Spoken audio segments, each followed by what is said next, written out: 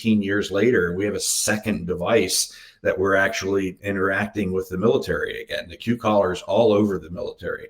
There's a $5 million grant study being done right now at Fort Liberty. That I'm told by little birds that is going very, very well. This Q collar works by volumizing the brain space. And so think about it, when you're in a car, you put your seat belts on and your airbag may go off, or your pretensioners are trying to prevent you from moving around within the car itself. And that's what nature figured out first. So she's got her own airbags, and those airbags deploy by just compressing the jugular veins. And then boom, about 4 milliliters, that's the size of a small Easter egg, of backfilled blood goes into the brain. The brain can't move. And now impacts go right through your brain instead of being absorbed by your brain. So I have a question. This seems like it's from your standpoint. Why do you think?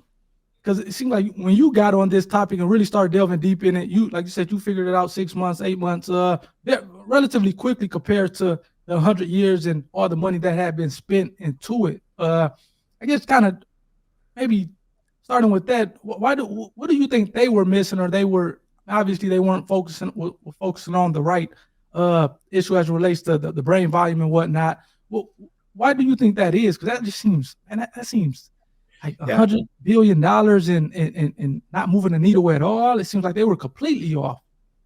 Well, they weren't completely off. The problem, I guess, because many asked this question, Dave, you really don't look that bright, right? And so how did you come up with this, right? And in reality, I just have a confluence, a multitude of different strange backgrounds. So believe it or not, I'm a trained chemist. I have formal training in physics and upper level math.